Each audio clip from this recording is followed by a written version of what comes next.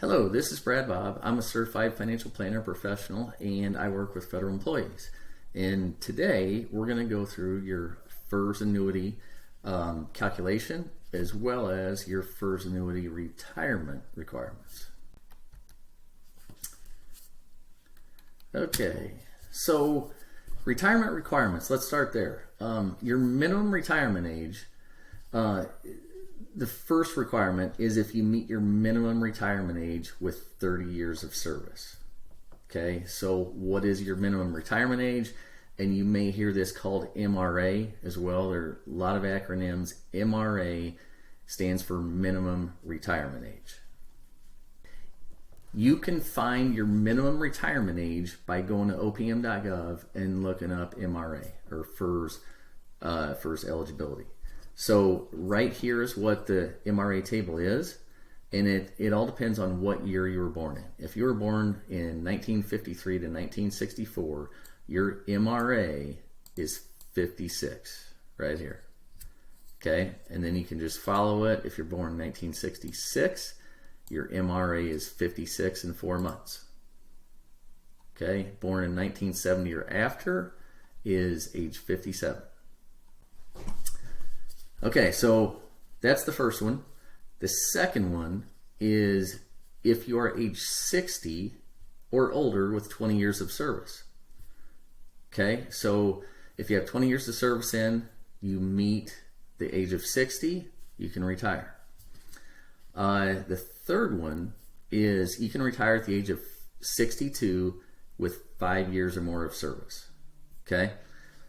So these are your three requirements for being able to retire on an immediate unreduced annuity. Now, how do you do the calculation? So the calculation is your number of years of service multiplied by 1% multiplied by your high 3. Okay, your high 3 is your highest consecutive 3 years of service. Okay, it doesn't necessarily have to be your last 3 years of service, even though 99% of the time that is going to be the case, but it is your highest 3 consecutive years. Okay, it doesn't matter when it was. Now, what's included in your high 3? High 3 is based on your basic pay and locality pay. Okay, those two things. Doesn't include any overtime or bonuses or anything like that, any differential. Also, unused sick leave can be added on to your annuity. It cannot be used to meet the retirement requirement, but it does get added on to your annuity to increase your annuity payout. So what I mean by it can't be used to meet the retirement requirement, you can't have 19 years of service in, meet the age of 60, and then have a year of sick leave left and add that on to get your 20 years of service. You have to have the actual 20 years of service at age 60, and then the extra sick leave time can be added on to increase your annuity payout.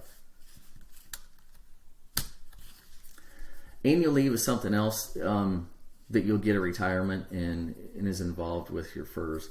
Annual leave is going to be added up and paid out in the end of the it's going to be paid out in the month following the month that you retire. So if you retire at the end of February, then your annual leave payout is going to be paid out in March. Okay? And your annual leave, the standard federal employees, FERS employees can carry over 240 hours in a year, and then you can accumulate another 208 hours in a year. So if you want to maximize that check, you want to look at retiring towards the end of the year and not taking much annual leave that year. And then in January, you'll get a big check. So let's look at an example. A FERS annuity calculation example. So we've got an employee here with 32 years of service and a high 3 of $95,000. This employee also has 1 year of sick leave saved. So that calculation is going to be 32 years of service plus the 1 year of sick leave, so 33 times 1% times the $95,000 salary. and that's going to give a total of $31,350. $31,350 is this employee's annual FERS annuity. Now, one difference or one exception to that calculation is if that employee, or let's say that there are two equal employees, one retired prior to 62, the other one retired at 62. So the one that retired at 62 is going to get a higher payout, because if you wait until age 62 to retire and you have 20 years or more of service in, then your annuity factor is 1.1% instead of 1%. Okay, you can see that. Sorry, 1.1% again instead of 1%.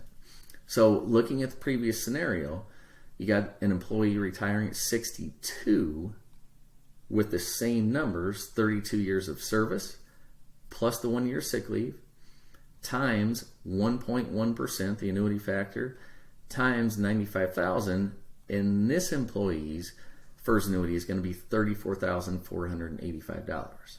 Okay, so it's 10% higher.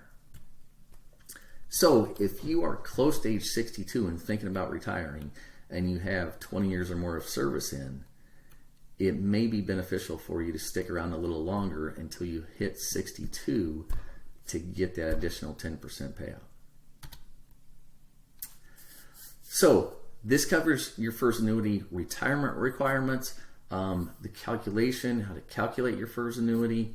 But keep in mind, FERS annuity is designed to be 1/3 of your retirement. Okay, so FERS retirement is comprised of your FERS annuity, Social Security, and TSP or Thrift Savings Plan. Okay, we'll have additional videos on Social Security and Thrift Savings Plan. But I hope this helped. Again, Brad Bob with Bob Financial.